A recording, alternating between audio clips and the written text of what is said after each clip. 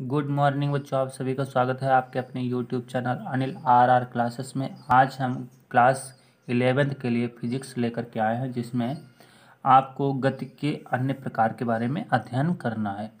तो हमने गति के इसके पहले 3 प्रकार बताए थे, जो कि एक विमीय गति, द्विविमीय गति और त्रिविमीय गति के बारे में बताया था। चलिए अब अन्य प्रकार के बारे में बताते हैं, यानी कि अन्य कौन कौन से प्रकार हैं।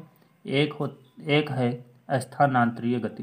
कौन सी होती है? स्थानांतरीय गति। इसे बोलते हैं अंग्रेजी में ट्रांसलेटरी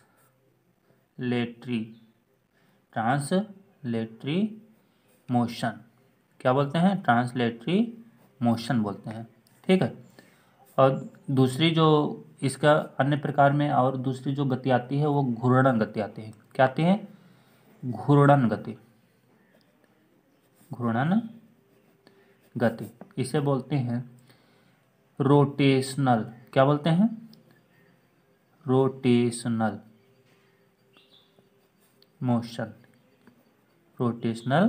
मोशन बोलते हैं।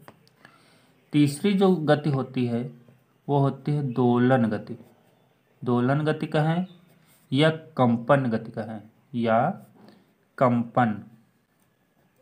कंपन गति। इसे हम अंग्रेजी में बोलते हैं ऑसिलेटरी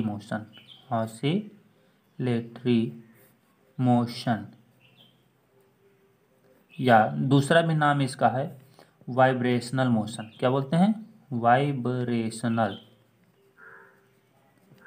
मोशन। ठीक है। ये जो है ना, इनका हिंदी और इंग्लिश नाम है। तो चलिए एक हेडिंग डाल देते हैं, स्थानांतरीय गति। ये क्या होती है, इसके बारे में हम आपको बताते हैं। स्थानांतरीय गति क्या होती है? जब कोई जो पार्टिकल होता है, यानी कि कोई वस्तु होती है, एक सीधी सरल रेखा में गति करे, या फिर एक वक्र में गति करे, इस तरीके से। ठीक है। एक वक्र बनाए तो यानी कि सीधी सरल रेखा के अनुदिश गति करे या वक्र के अनुदिश गति करे, तो उस प्रकार की जो गति होगी उस वस्तु की या कण की क्या कहलाएगी? स्थानांतरीय गति कहलाएगी। जैसे कि किसी पिंड की सरल रेखा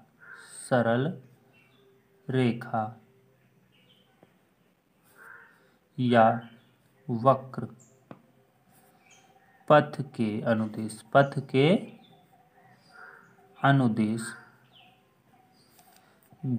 के अनुदिश गति उस पिंड की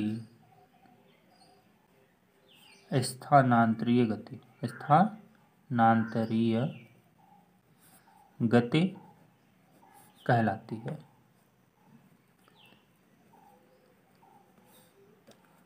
फिर से समझेंगे, यानी कि किसी पिंड की सरल रेखा या वक्र पथ के अनुदिश गति उस पिंड की स्थानांतरीय गति कहलाती है।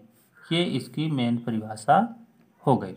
यानी कि सरल रेखा के अनुदिश या वक्र पथ के अनुदिश यदि कोई पिंड गति करता है तो उसकी गति कौन सी गति कहलाएगी? स्थानांतरीय गति कहलाएगी। हमने कहा, जैसे में उदाहरण देखना चाहते हैं, जैसे हमने ले लिया किसी स्थिर वस्तु के सापेक्ष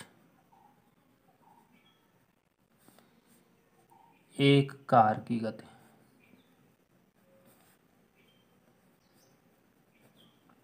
कोई जरूरी नहीं आप कार ही लो, कुछ भी ले सकते हो। हमने कहा किसी स्थिर वस्तु के सापेक्ष किसी साइकिल की गति, या किसी स्थिर वस्तु के सापेक्ष क्या है? ट्रक की गति। तो ये सब क्या है? एक सरल रेखीय गति भी कहलाएंगे या स्थानांतरीय गति भी कहलाएंगे। ठीक है। तो ये आपकी मेन इसकी परिभाषा हो गई। अगली हेडिंग है आपकी घूर्णन गति। क्या होगी? घूर्णन गति। जैसा कि नाम से ही पता चला, घूर्णन मतलब घूमना, यानी कि कोई वस्तु है वो अपने चारों ओर क्या कर रही होगी, घूम रही होगी। कैसे, हमने कहा जैसे कि आपका मान के चलो लट्टू है, ठीक है, क्या है, लट्टू। इस तरीके से लट्टू होता है, ऐसे, ठीक। यहाँ पर क्या होता है, नोक होती है, और ये क्या करता है, घूमता है इस तरीके से या इस तरीके से, ऐसे, ठीक है, इस तरीके से घूमता है। तो अब ये जो है ना घूम रहा है किसी अक्ष के परितः, मतलब ये क्या कर रहा है, घूम रहा है। जैसे हमने कहा ये पेन है और पेन इस तरीके से घूम रहा है, ऐसे ऐसे, ठीक, ऐसे से। तो यानी कि देखा जाए तो ये किसी एक अक्ष के परितः घूम रहा है ना, तो जो वो अक्ष क्या होगा, स्थिर होगा।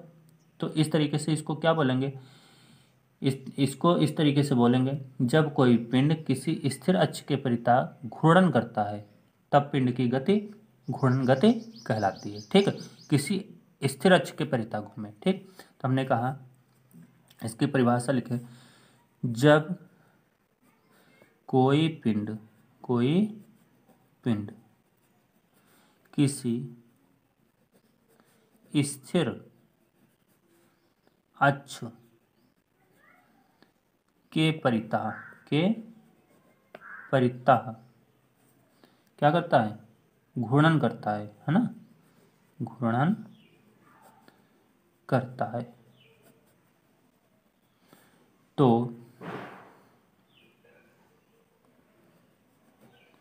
पिंड की गति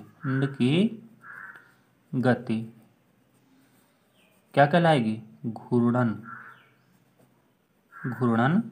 गति कहलाएगी या कहलाती है, ठीक है, कहलाती है। हमने कहा जैसे, हमने एग्जाम्पल तो ले ही लिया लट्टू, है ना।